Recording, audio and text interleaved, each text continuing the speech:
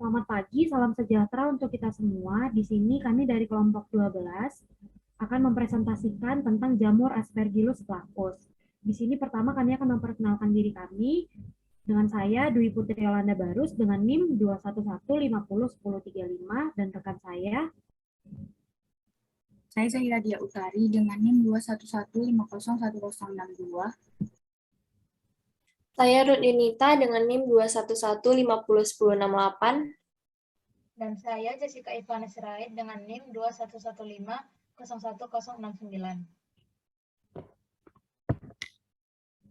Pertama, saya akan menjelaskan tentang struktur dan klasifikasi jamur Aspergillus flavus. Nah, yang pertama penting kita tahu bahwa Aspergillus flavus ini merupakan jamur tanah saprofit yang menginfeksi dan mencemari tanaman benih prapanen dan pasca panen dengan metabolit sekunder aflatoksin yang bersifat karsinogenik. Aspergillus flavus ini adalah kapang yang hidup di tanah dan merupakan kapang gudang. Sehingga jika kondisi lingkungannya cukup menguntungkan, maka perkembangan dan pertumbuhannya akan terpacu dan sangat cepat. Salah satunya dapat menimbulkan masalah pada penyimpanan bebijian. Jamur ini juga merupakan hewan oportunistik dan patogen manusia yang menyebabkan penyakit aspergillosis dengan insiden meningkat pada populasi imunokompromis. Boleh di next.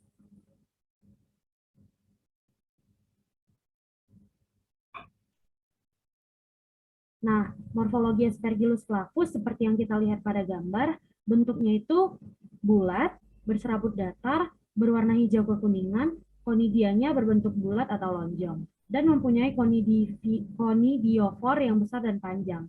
Semakin dekat dengan vesikel, maka akan semakin kasar. Selanjutnya akan dijelaskan oleh rekan saya, Ruth Yunita.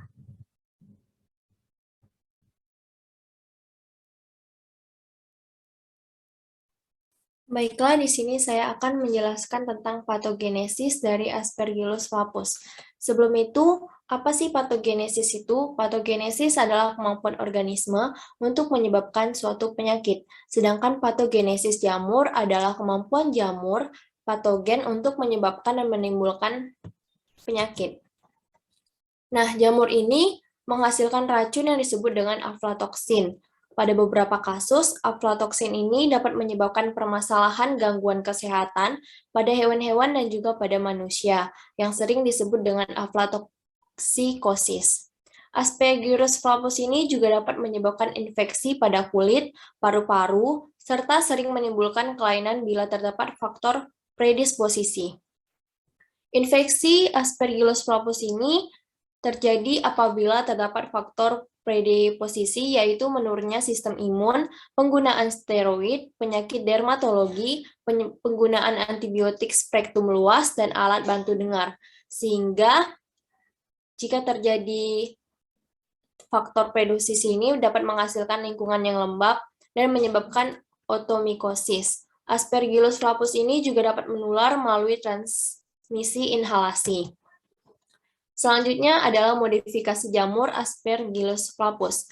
Menurut Coty dan Mellon, bahwa kondisi optimal jamur ini untuk menghasilkan aflatoksin yaitu sebesar 25 sampai 32 derajat dengan kelembapan sebesar 85% dan kadar air sebesar 15% serta pH 6. Kontaminasi aflatoksin pada bahan pakan terjadi apabila strain aflatogenetik berhasil tumbuh dan membentuk sebuah koloni, serta membentuk aflatoksin. Selanjutnya, jamur Aspergillus flavus ini akan menghasilkan 50% strain aflatogenik.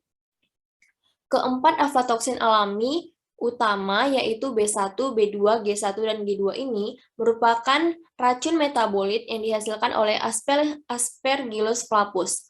Nah, terutama pada aflatoksin B1 atau AVB1 adalah kontaminan paling umum dalam makanan dibandingkan dengan yang lainnya. Sedangkan alfa B1 ini dikaitkan dengan meningkatkan risiko kanker seperti kanker hati. Nah, faktor-faktor yang mempengaruhi produk dari Aspergillus flavus ini yang pertama, itu ada menurut Dharma Putra.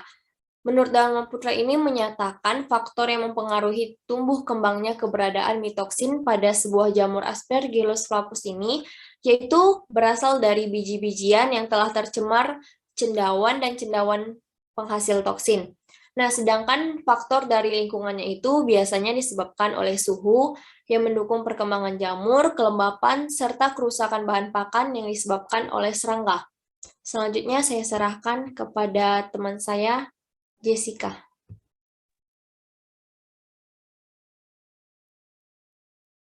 Baik, selanjutnya saya akan membahas materi tentang penyakit yang disebabkan jamur Aspergillus flavus ini pada manusia. Sebelum membahas penyakitnya, saya akan memaparkan mengapa jamur ini dapat menimbulkan beberapa penyakit pada manusia. Aspergillus flavus adalah jamur yang dapat menjadi patogen dan menginfeksi manusia dari kontaminasi air atau makanan, contohnya adalah bahan pangan yang berupa biji-bijian. Nah, yang membuat jamur ini dapat menjadi penyakit bagi manusia adalah karena jamur ini menghasilkan mitoksin yang berbahaya, yaitu aflatoksin yang sudah dijelaskan oleh Ruth tadi. Aflatoksin ini dapat bertumbuh dan berkembang jika biji-bijian yang terpapar jamur ini disimpan di tempat yang lembab dan bersuhu tinggi. Nah, berikut ini adalah contoh penyakit yang disebabkan jika manusia terpapar jamur ini ataupun mengonsumsi biji-bijian yang terinfeksi oleh aflatoksin yang dihasilkan oleh jamur Aspergillus flavus. Yang pertama adalah kanker hati. Aflatoksin, khususnya aflatoksin B1, yang dihasilkan oleh jamur ini dapat merangsang munculnya karsinoma hepatoseluler atau tumor hati. Yang kedua adalah aspergillosis pada kulit. Penyakit ini terjadi akibat dari inokulasi langsung dari spora Aspergillus di tempat kulit yang cedera. Selanjutnya akan dilanjutkan oleh Zahira.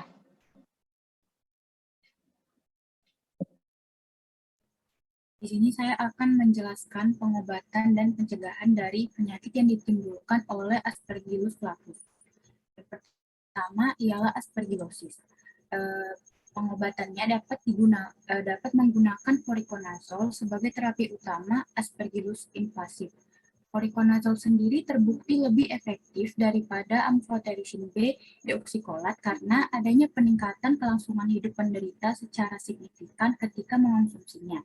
Bagi pasien yang resisten terhadap voriconazole, dapat menggunakan formulasi lipid amflotericin B, echinocandin, dan terapi kombinasi anti jamur. Formulasi lipid pada amflotericin B tidak terlalu bersifat nefrotoksik atau menyebabkan kerusakan pada ginjal daripada amflotericin B deoksikolat.